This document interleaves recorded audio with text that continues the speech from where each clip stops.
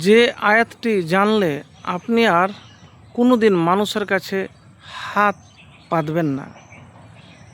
প্রিয় ভাই, আজকে আলোচনা করব এমন একটি আয়াত আর এমন আমল যদি করেন তাহলে কোনো মানুষের কাছে হাত পাততে হবে না, হাত পাততে হবে না। তো আমি আজকে যে কথা বলবো আমার কোনো বানানো কোনো গল্প বলবো না। এক ব্যক্তি হযরত উমর রাদিয়াল্লাহু তাআলা আনহুর কাছে এসে বললেন, আল্লাহ আপনাকে যে দায়িত্ব ক্ষমতা দিয়েছেন সেখান থেকে আমাকে কোনো একটি পদের দায়িত্ব চাকরি দিন, এই কথা বললেন। হযরত উমর রাদিয়াল্লাহু তাআলা আনহু তাকে জিজ্ঞেস করলেন, তুমি কি কোরআন পড়তে পারো? সে উত্তর দিল না। হযরত উমর রাদিয়াল্লাহু তাআলা আনহু বললেন যে কোরআন পড়তে জানে না, আমরা তাকে কোনো দায়িত্বই দিই না। হযরত উমর চেয়েছিলেন মানুষ আগে দিন শিখুক, কারণ দিনের জ্ঞান থাকলে সে আমানতদারিতার সাথে দায়িত্ব পালন করতে পারবে। লোকটি সেখান থেকে ফিরে গেল এবং এই আশায় কঠোর পরিশ্রম করে কোরআন শিখতে শুরু করলো। কোরআন শিক্ষা শেষ হলে সে আবার উমর রাদিয়াল্লাহু তাআলা আনহুর কাছে যাবে, একটি চাকরি পাবে।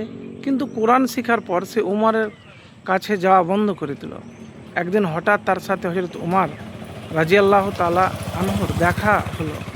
তিনি তাকে দেখে বললেন, তুমি কি আমাকে ছেড়ে দিলে, আমাদের কাছে আসা বন্ধ করে দিলে? সে উত্তর দিল, হে আমিরুল মুমিনিন, আপনি আমার সাথে সম্পর্ক ছিন্ন করার মতো লোক নয়, কিন্তু আমি কোরআন শিখেছি আর এই কোরআনই আমাকে উমরের দরজায় মুখাপেক্ষিতা থেকে মুক্ত করে দিয়েছে, অর্থাৎ আল্লাহ আমাকে স্বাবলম্বী করে দিয়েছেন। হযরত উমর রাদিয়াল্লাহু তাআলা আনহু অবাক হয়ে জিজ্ঞেস করলেন, কোরআনের কোন আয়াতটি তোমাকে এতটা স্বাবলম্বী নিশ্চিত করল?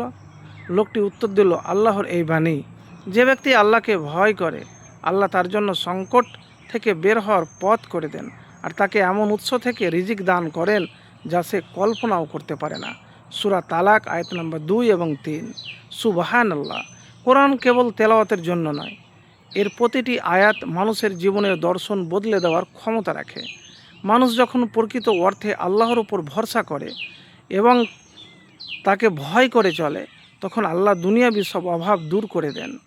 তাফসিরে সাআলাবী নাজমুদ দুরার আর সিরাজুল মুনির থেকে এই ঘটনাটি নেওয়া। তাহলে বুঝতে পারা গেল যে আমাদের মতনই দাড়ি টুপি রেখে মানুষের কাছে দরবারে হাত পাতে। অনেকে দেখা যায় যে মাদ্রাসার নামে, মহিলা মাদ্রাসা, ছেলেদের মাদ্রাসা, অনেক মাদ্রাসা, তোমাকে মাদ্রাসা কে করতে কয়েছে? হাত পাততে। তো সঠিকভাবে কোরআনের কিন্তু না নিজে শিখেছে, এটাকে ব্যবসা করার জন্য অনেক মানুষ কী করে, ব্যবহার করে। তো আমি এতটুকুন বলবো ভাই, যে যদি প্রকৃতি পক্ষে আপনি আল্লাহকে ভয় করেন তাহলে কারো কাছে হাত পাততে হবে না। হাতটা যদি আল্লাহর কাছে আপনি পাতেন। আর ধর্মের ব্যবসা এখন তো রমরমা চলছে সব জায়গাতেই, 2 বাংলাতেই। তো এসব মানুষকে দেখে আমাকে চিন্তা লাগে যে এরা ধর্মকে বিক্রি করে খায়।